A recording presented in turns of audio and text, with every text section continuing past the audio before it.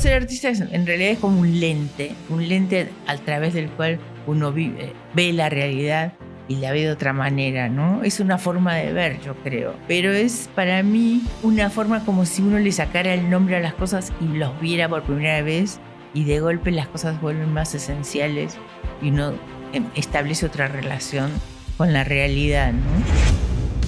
Hoy estoy muy contenta por recibir a Liliana Porter, una extraordinaria artista argentina que, bueno, su primera exposición fue en México en 1958 y desde ahí no ha parado. 450 exposiciones en 40 países, explorando temas de humor, de tiempo, una precursora en el arte conceptual y, bueno, una artista imparable y que tiene muchísimos medios y muchísimas cosas que decir. Encantada de recibirte, Liliana. Yo creo que algo que tiene tu obra es que desde niños, o sea, de niños a adultos, todos se relacionan con ella, porque hay una parte muy lúdica. Porque a mí sí lo que me interesa es no ser, que se entienda, o sea, lo más claro posible, ¿no? Lo más difícil es ser claro, a mí me parece. Totalmente. ¿No? Entonces, eso es lo que me gustaría. ¿Ha habido momentos en donde has dicho, ya no quiero seguir en este camino, no quiero ser artista? Hola, ¿qué tal? Yo soy Lorena Pérez Jácome y esto es Arte en Diálogo, el nuevo espacio impulsado por Arte Informado, en donde buscamos navegar el vasto universo del arte contemporáneo y darle voz a todos los componentes, a los artistas, directores, galeristas, coleccionistas, etc. Este es su micrófono, vamos a cuestionarnos juntos, vamos a encontrar algunas respuestas y sobre todo vamos a divertirnos juntos. Si les gusta, por favor suscríbanse, denle like y apóyennos a seguir creciendo en esta comunidad.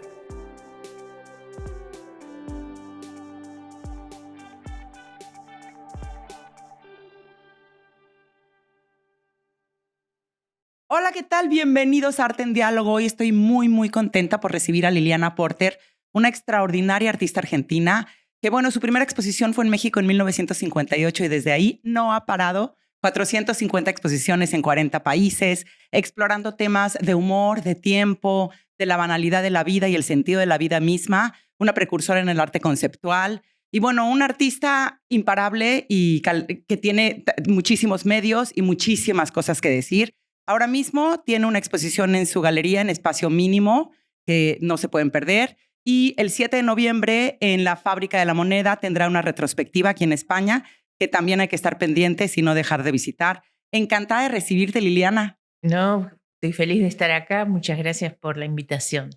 Liliana, qué barbaridad. O sea, empezaste en 1958, no has parado, siempre renovándote, diferentes medios, desde el grabado, la pintura, las instalaciones, incluso el teatro. Sí. Y una carrera que trataremos, ¿qué te parece si empezamos y tratamos de peinar? Bueno, a ver, la primera exposición fue en México, en la Ciudad de México. Pero todavía antes de eso me gustaría empezar con que tu madre es poeta y grabadora, tu abuelo estaba en imprenta, tu papá cineasta, sí, tu hermano arquitecto y tú básicamente por ahí en alguna entrevista dices, es que si yo no me dedicaba al arte sería rarísimo. O sea, claro, ya lo traías. Claro, el contexto era de arte, ¿no? Y además empecé la Escuela de Bellas Artes enseguida de la primaria. En esa época se entraba a los 12 años.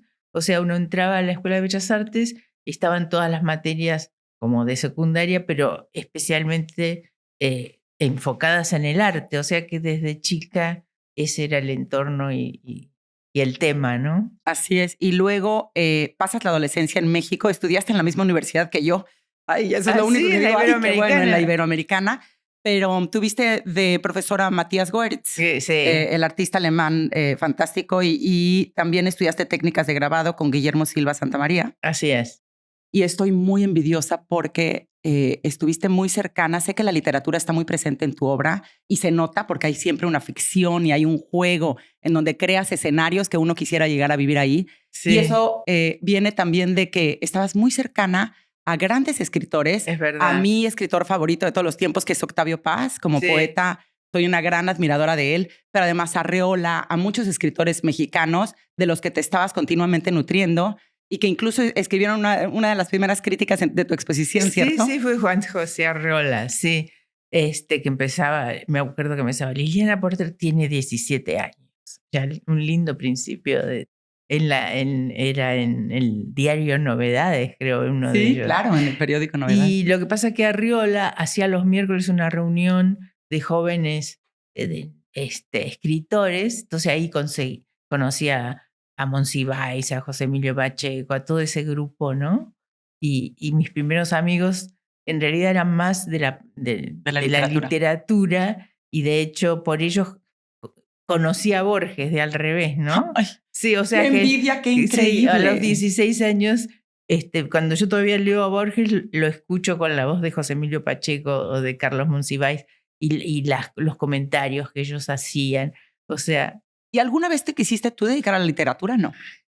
No, sí, pero no lo pensé ni. O sea, las cosas me fueron llevando para las artes plásticas. Y ahora que hablaste de cuando leíste ese artículo que escribió Arriola en el Novedades, sí. También tienes por ahí una cita en donde dices, bueno, para empezar, hablas de este artículo y dices que lo leías tanto que ya te lo sabías de memoria, ¿no? Sí, porque fue como un parteaguas de la primera vez que alguien habla de ti. Y también que ahí es cuando alguien te califica como artista, es cuando entonces tú te asumes como artista. Claro, de al revés. Porque es verdad que antes que yo dijera, quiero ser artista, es que los demás dijeron que es artista. O sea, había una crítica, Margarita Nelken, que escribía también en los periódicos mexicanos. O sea, como que todo el mundo fue muy generoso.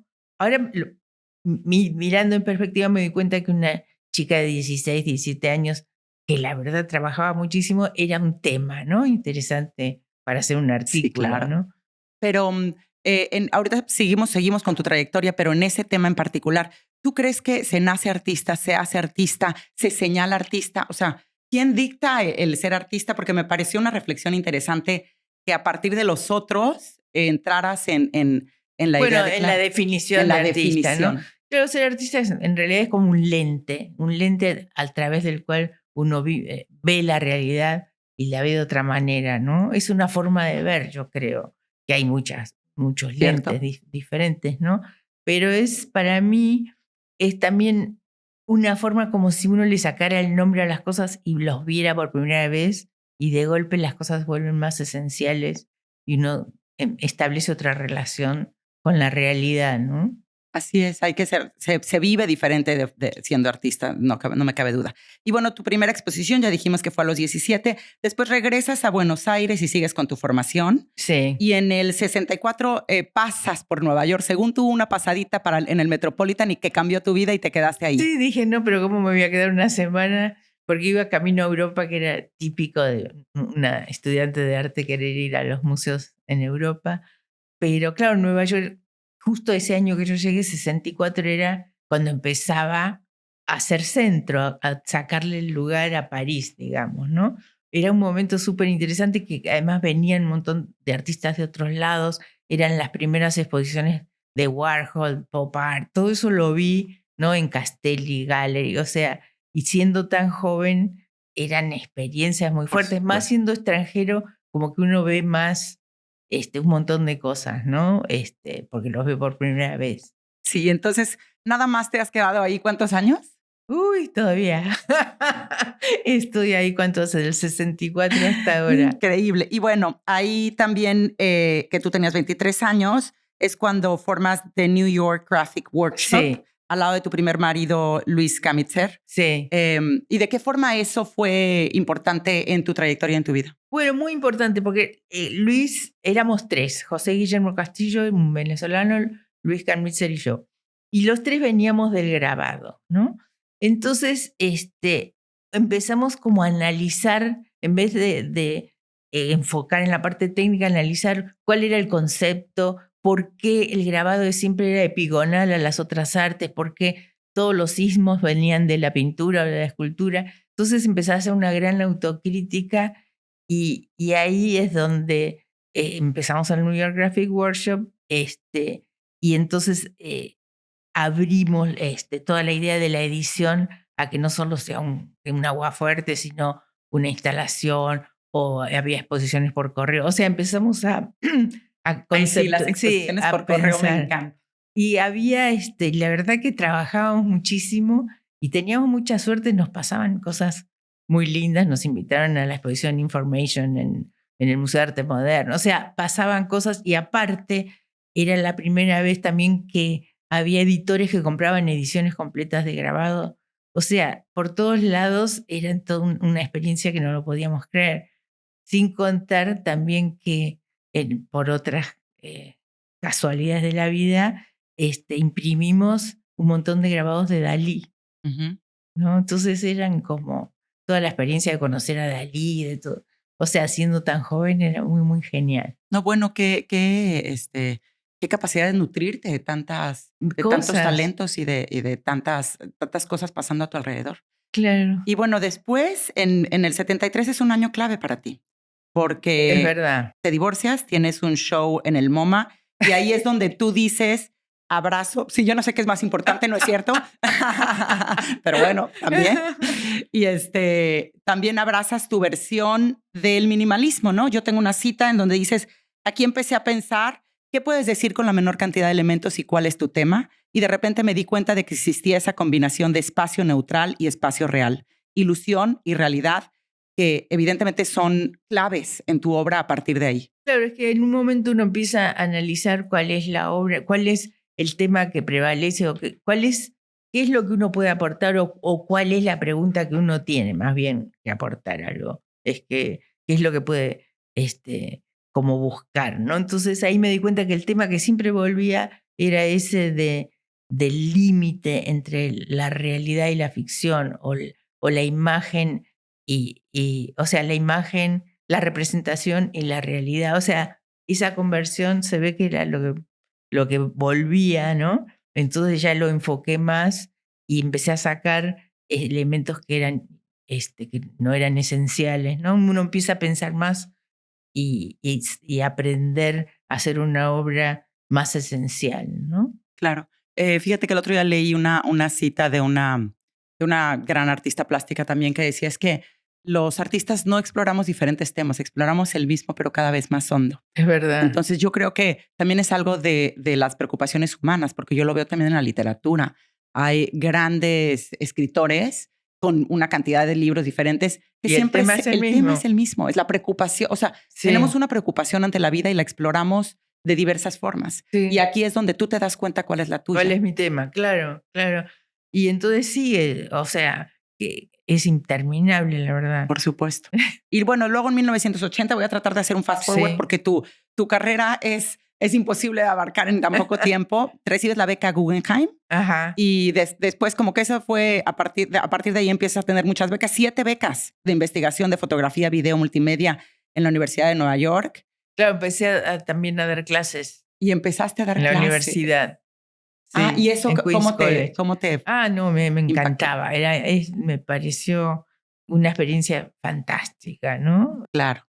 ¿Cuántos años sigues? Ya no. No, pero enseñé ahí 15 años Ujú. en Queens College.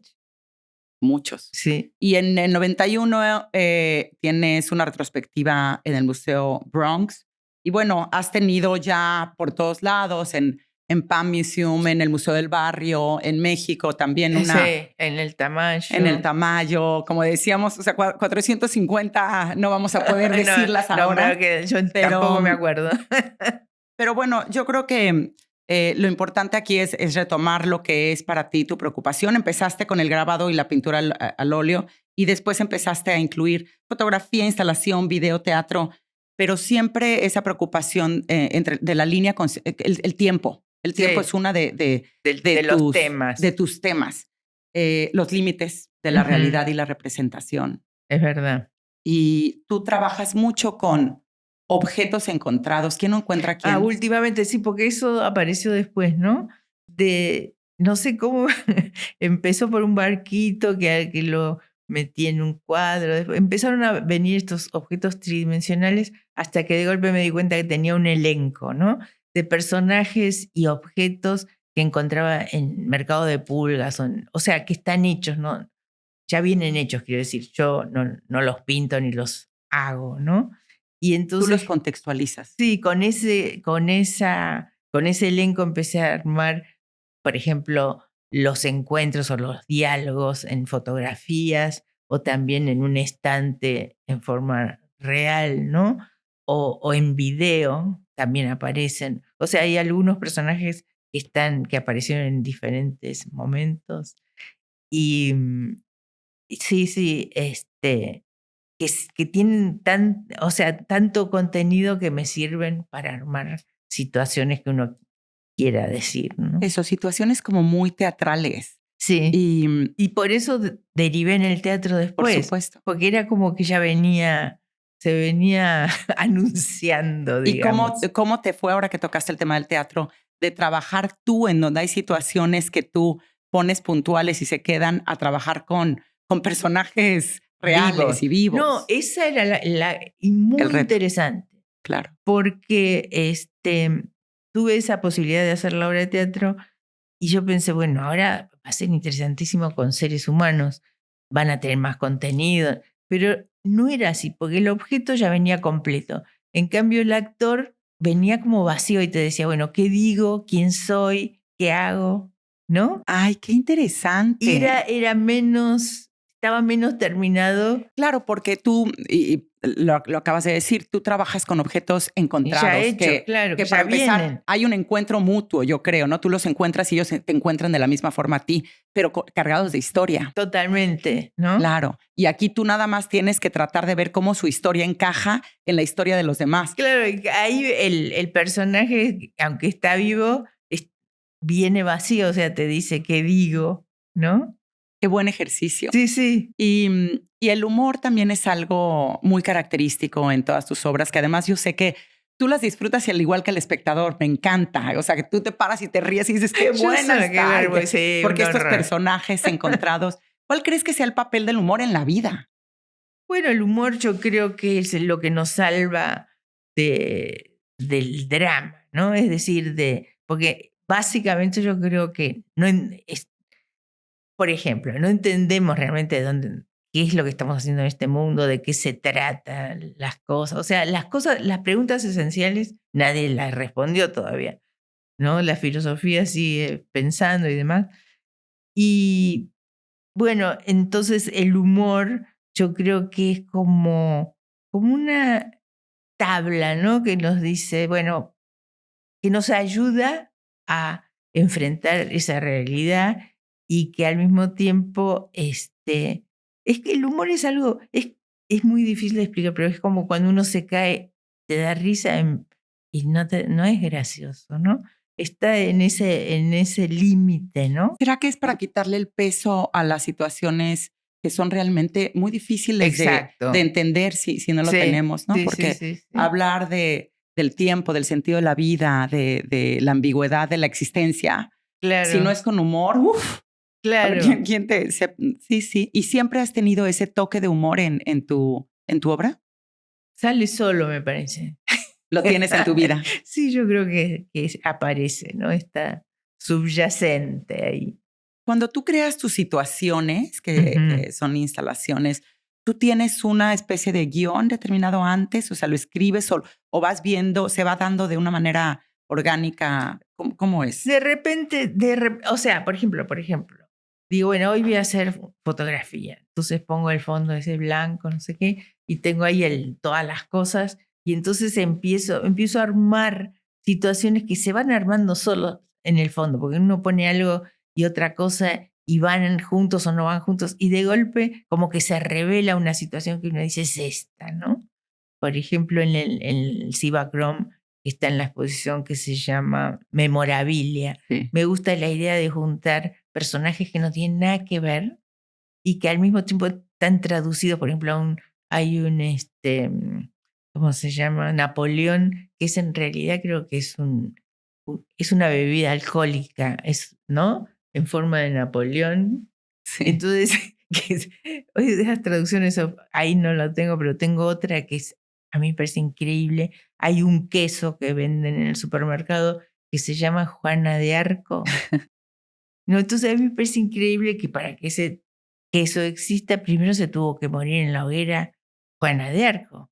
Si Claro. no, no existiría ese. O sea, Claro. esas cosas que yo pienso, qué rara es la realidad, ¿no? O qué extraño los símbolos, cómo las cosas se transforman en símbolos, ¿no? Y que a veces no sabemos cuál es o sea, si es real, si existió, como el otro día contaba que mis alumnos en Queens College, cuando hubo la obra de teatro Evita en Nueva York. Y yo decía, sí, cuando yo era chica y se murió Evita, me hicieron poner en la escuela un moñito negro. Y decía, ¿cómo? ¿Evita existió? ¡Wow! O sea, creían que era un personaje ficticio, ¿no? Increíble, pero es que a veces los personajes ficticios son más reales que los reales. Claro, o sea, hay un tienes momento que razón. pasa el tiempo y uno ya ni sabe o no se acuerda quién era antes Colón o no sé quién, o los mezclas. Por eso me gusta ese memorabilia porque están siendo simultáneos personajes de tiempos disímiles o algunos son ficticios y otros existieron, ¿no? Esos son los límites que a ti te interesan, ¿no? Los de Sí, la sí, realidad y sí. la ficción. Claro, eso, lo que pasa, ¿no? Con cómo se transforma la realidad enseguida en ficción Sí, sí, sí. o en representación. O sea, que la realidad no dura más, no dura nada, ¿no? Y además, Cla- yo creo que eso al final la pregunta que nos hacemos es, ¿qué realmente es la realidad? ¿No? Claro, claro. O sea, lo que vives, lo que sientes, lo que piensas. Porque nosotros, como nos imaginamos una cosa plana, como que el pasado y el futuro son simultáneos, pero en el fondo existe cada segundo, o sea, este instante del momento, o sea, que me trajeron la taza ya no existe más, ¿no? Entonces, es un poco que te impresiona lo ínfimo, ¿no? De la realidad, o qué es realmente, si es memoria o es algo que uno toca o...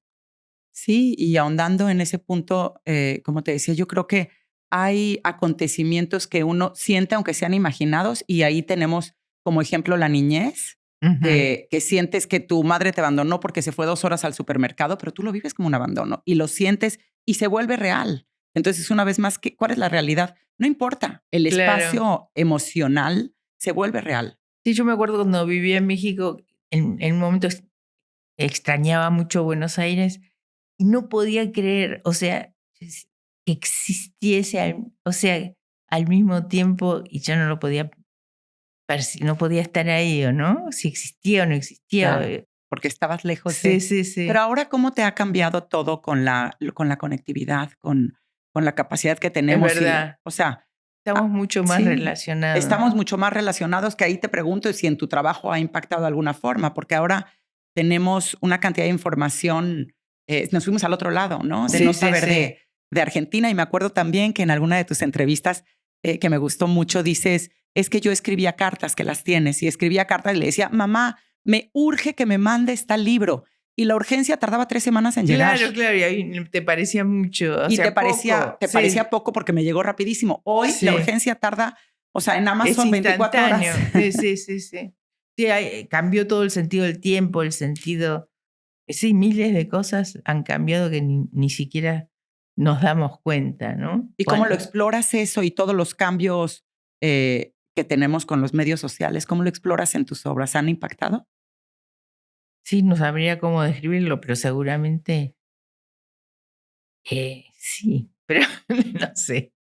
¿Cuáles crees que han sido para ti puntos coyunturales en tu trayectoria profesional y Bueno, al artística? principio eso, cuando llegué a Nueva York, eso de analizar todo lo del grabado y analizar conceptualmente, ¿no? Pasar de que el enfoque esté en la técnica a que el enfoque esté en entender cómo es, el contexto, cómo está hecho, qué sobra y demás. Y después también es interesante al cambiar de contexto y de país, es cómo yo me doy cuenta que aunque, o sea, vivo hace 30.000 años en Nueva York, mis puntos de referencia culturales siguen siendo los primeros, o sea, lo que estudié en Sí, Argentina. Pero es normal, yo creo, porque uno lo que aprendió en la infancia y en la sí, se queda marcado adolescencia desde otro te lado. queda marcado, ¿no? Entonces, y además sigo hablando inglés con acento, o sea, que uno es de otro lado, ¿no?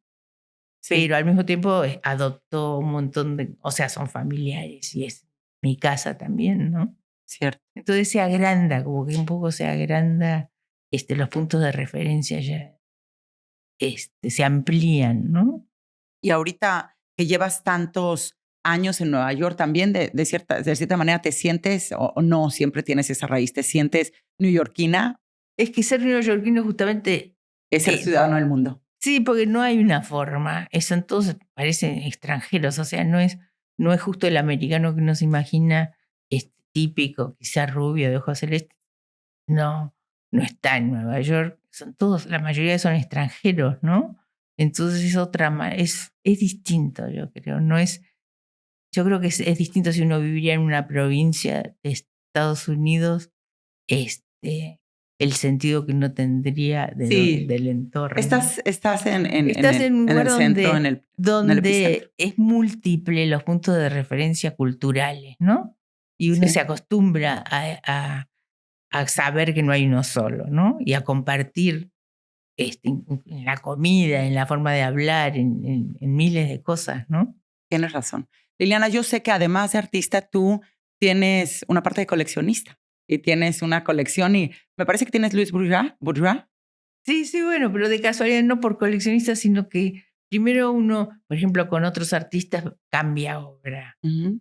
Después también en una época yo vendía grabados en una galería que vendían grabados míos y yo en vez de que me den el dinero prefería que me den grabados de otros. Entonces llegué a tener 2 grabados de la Suite Bollard de Picasso. O sea, que aparecieron cosas, ¿no?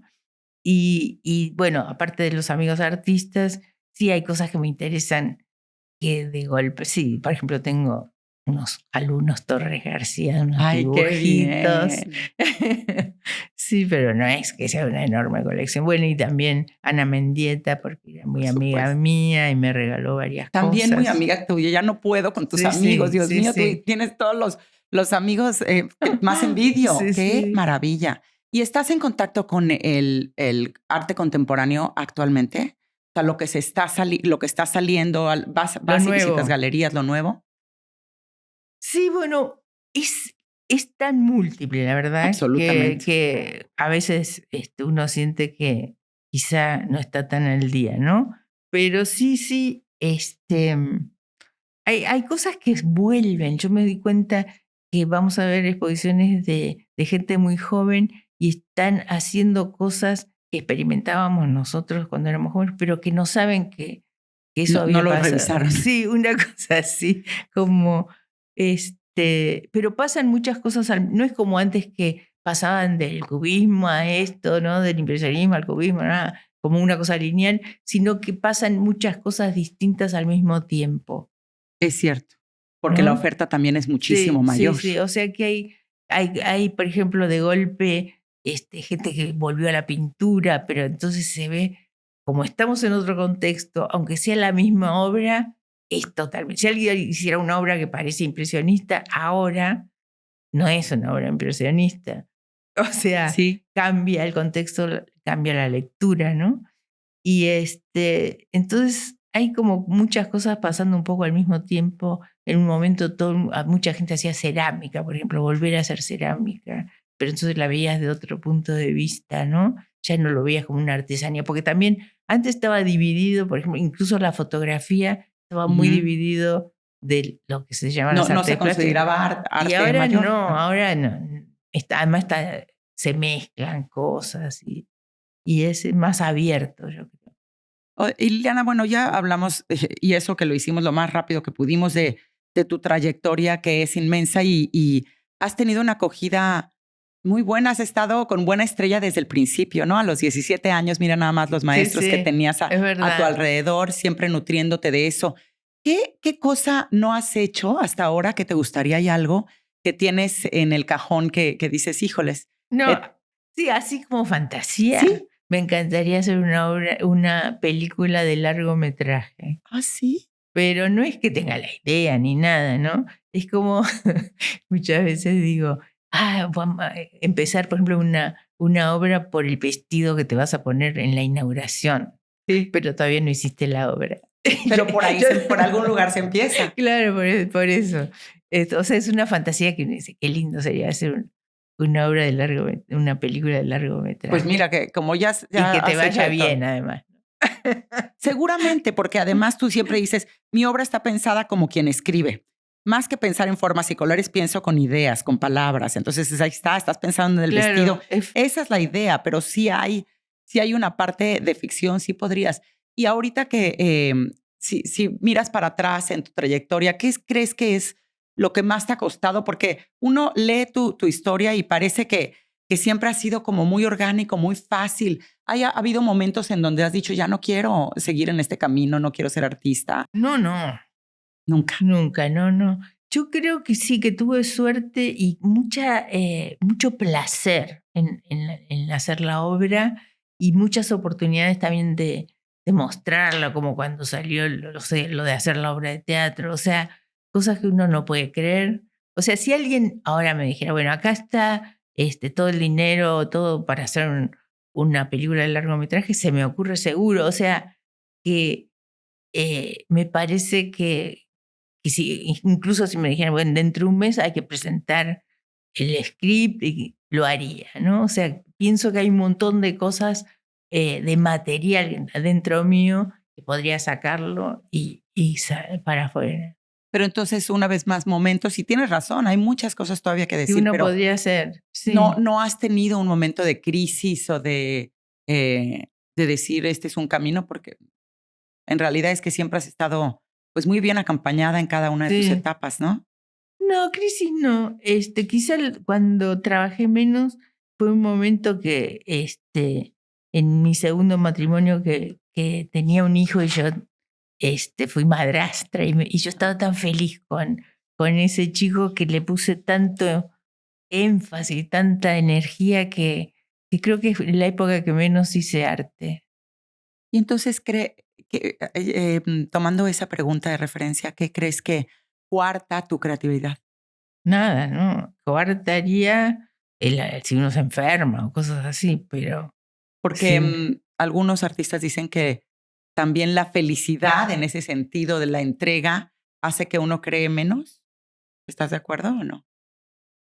No. Es que el arte, más que una actividad, es como Una vida. algo que ya está dentro. O sea, es una forma de ver las cosas y de percibir, ¿no?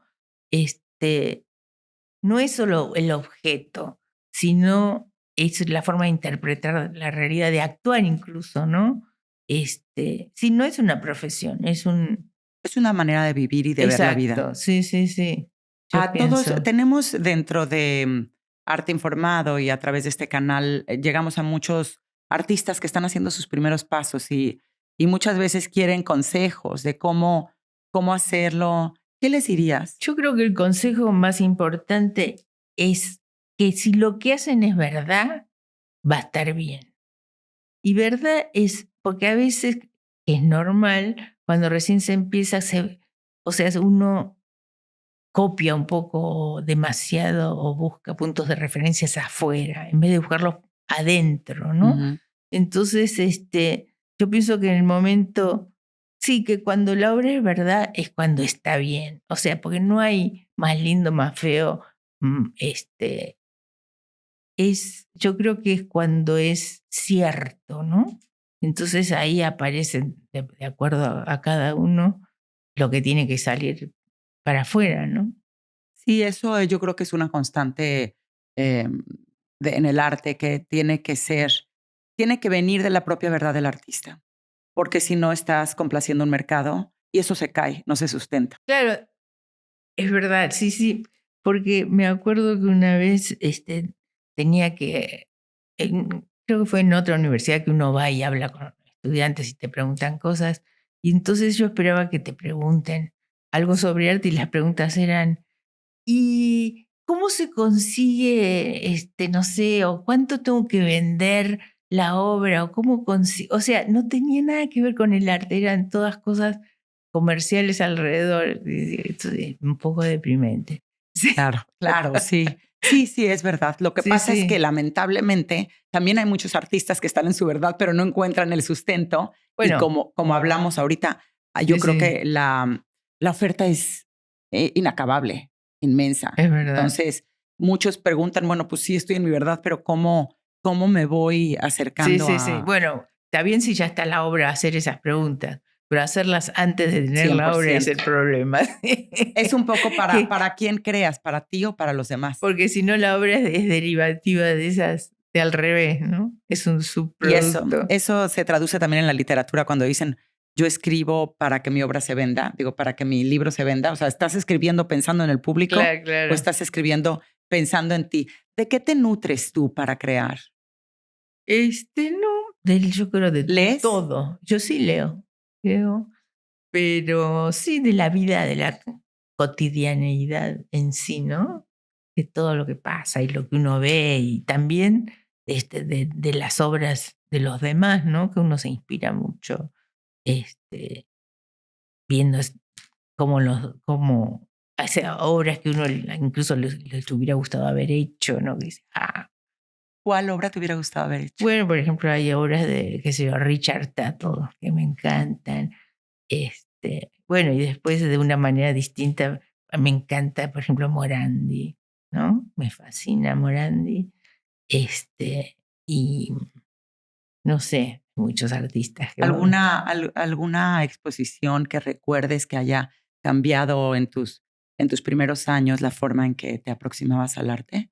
Bueno, en los primeros años una influencia súper importante fue Picasso para mí, ¿no? Toda su forma de hacer grabado, los dibujos, la cantidad de ideas, ¿no? Una detrás de la otra. Eso fue muy importante, Picasso. ¿Sí? Bueno, Picasso ha sido importante para todo el mundo. Sí, sí. Y a ti, Liliana, ¿cómo te gustaría que la gente te recordara cuando no estás? ¿Qué te gustaría que tu obra deje de ti misma? A ver, no sé. Y no, que haya, sí, que dé algún placer a alguien, ¿no? Que sea una obra que genere ideas. Si uno puede lograr generar otras ideas, eso me parece que es lo mejor. O sea, generar pensamientos, generar otras ideas, ¿no? Que sirva como disparador. Sí. Qué bonito. Que sirva disparador para que cada uno nos confrontemos con lo que nos tengamos que confrontar. Uh-huh. Sí, es cierto. Pues yo doy fe de que tu obra sí que la genera, porque además sí son universos, para todos los que no lo han visto, son Liliana, como hablábamos, trabaja en muchísimas formas, ¿no? Pero justamente ahora mismo en Espacio Mínimo en Madrid, esa gran instalación y el video que está abajo son personajes muy pequeños en situaciones imposibles que hablamos, pero si te quedas ahí viendo por un rato, sientes que eres parte de, Ajá. y que estás en ese universo y que todo lo que está ahí que no es posible, podría ser posible. Sí, sí. Entonces, sí te pones a generar tu propia película, porque tus obras no son lineales, en el sentido es que no señalas a algún lado, señalas a muchos. También el espacio en blanco es importante en tu obra. ¿Qué es? El espacio en blanco yo creo que es la necesidad de que las cosas no estén en un contexto o en un lugar geográfico, o sea, es el no lugar, ¿no? Cosa que, como es un espacio vacío sin contexto, es también sin tiempo, intemporal. Entonces es como vas a la imagen de una forma más directa, me parece, ¿no? Es cierto, pero además a mí me hace pensar como en la inmensidad, en todo lo que no vemos, en lo poco que somos, ¿sabes? Ajá. O sea, en el tiempo que hablábamos y en la vastedad del universo. Claro, y además es como que te ayuda a enfocar, ¿no? En una cosa sola, sin que esté la mesa, sin que haya nada. Entonces, de golpe es mucho más mágico cualquier objeto si no está descrito, si no tiene nombre, si no tiene contexto, ¿no? Es cierto. Liliana, ¿en qué estás trabajando ahora? Estoy haciendo de todo, obras sobre tela. Hago muchas cosas al mismo tiempo. Dibujitos, muchos dibujitos. ¿Sí? ¿Dónde los dibujas? ¿En tu estudio o trabajas en cualquier lado? En mi estudio. Sí, no, en cualquier lado no. No soy de las viajeras con un... No. ¿Así? ¿Necesitas tu estudio? ¿Con música, sin música, con luz, sin luz? Con música si ya entendí lo que estoy haciendo. pero si tengo que pensar, mejor sin nada. Sí, en el estudio es donde me gusta. Además tengo que tener o sea, haber ordenado otras cosas para tener en la cabeza Espacio en la cabeza para... Sí, sí, sí, Uy, si yo sí. tendría que ordenar cosas, yo creo que nunca podría crear, sí. Y entonces te sientas ahí, ¿cuál es tu rutina en la mañana, en la noche? Bueno, en general es realmente ir al estudio, a menos que haya que ir a algún lado o lo que sea, siempre uno se levanta y va al estudio, ¿no? Y ahí, lo que pasa es que el estudio no solo, también uno trabaja, pero también de golpe arregla cosas y mientras arregla piensa, ¿no? O Sí, tiene que escribir emails. sí, Esa claro. parte lleva mucho tiempo. Algunos dicen que corriendo, cuando tienes la mente en blanco es cuando te empiezan a llegar ideas. Pero yo creo que más bien es eso, te llegan a todos lados y ya en el estudio las conceptualizas. Sí, pero además porque hay muchas cosas que llevan mucho tiempo. Por ejemplo, y hay costumbres. Yo, por ejemplo, hago una obra, enseguida les hago una foto, enseguida va al inventario, enseguida. O sea, tengo un ayudante, bueno, que hace esa parte, pero si no es un lío bárbaro, la verdad. Entonces, hay un orden, ¿no? También, por ejemplo, la obra sale para una exposición, está anotado cuando vuelve. O sea, todo el historial, todo eso lo tengo muy bien ordenado. Ay, qué bueno. Se ve que eres muy ordenada, por supuesto. Tienes que... Por ahí hay risa. No, sí, yo creo que sí. Liliana, estamos llegando al final de la entrevista. Yo no sé si hay algo que quisieras compartir, que no te he preguntado, para coleccionistas, para artistas que empiezan, para todos los interesados en este camino del mundo del arte. Sí. Algo que quisieras compartir. ¿Qué te ha dado a ti el arte? Bueno, todo, o sea, es la razón de vida, ¿no? Y además, yo creo que si uno se enfoca en cualquier disciplina, entiende más un montón de otras cosas, ¿no? Porque es como que todas las cosas tienen un orden parecido. A ver, no, explícamelo. Sí, no sé bien cómo es eso, pero sí es como si uno estudia un idioma y entiende la forma de aprender la gramática y demás. Si estudia muchos idiomas, hay algún tipo de código común que ayuda a que uno... Y eso te refieres con el arte. Sí, Que si tú te metes en el arte hay un código común. Aprendes a ver un montón de otras... Porque claro, por ejemplo, cuando yo daba clase, tenía alumnos que no eran solamente de arte, sino alguno, qué sé yo, iba a ser dentista o contador o lo que sea. Sin embargo, aprender a pensar desde cómo se crea o cómo se piensa en el arte te sirve porque es el mismo, la cosa creativa es lo mismo para inventar una vacuna que para hacer escribir. Totalmente de acuerdo. ¿No? Y yo creo que ese es el gran valor del arte en nuestra sociedad, porque algunas personas que no están, sobre todo en el arte contemporáneo, me dicen, bueno, ¿y para qué? Sí. Una es lo que tú decías, genera ideas. Exacto. Y te hace cuestionarte. Yo creo que la función del arte debería ser que nos cuestionemos constantemente de por qué estamos aquí, quiénes somos. Hay tantas preguntas que en realidad es que te puedes cuestionar todos los días sobre algo diferente. Pero eso sería el valor, ¿no? Que te ayude a pensar de manera crítica. De otra manera, claro, de correr un poco, o sea, es como mover un poco el sentido que uno ya tiene de las cosas y verlo de nuevo, ¿no? Entonces, y eso es todo el proceso creativo es así, ¿no? El que inventa cualquier cosa es que se sale un poco de lo que ya estaba formulado y viene de una forma oblicua, aparece otra forma de ver las cosas y otra, sí. Qué bonito que te descoloque, es como sacarte de tu zona de confort. Exacto. Y señalarte otro camino. Uh-huh.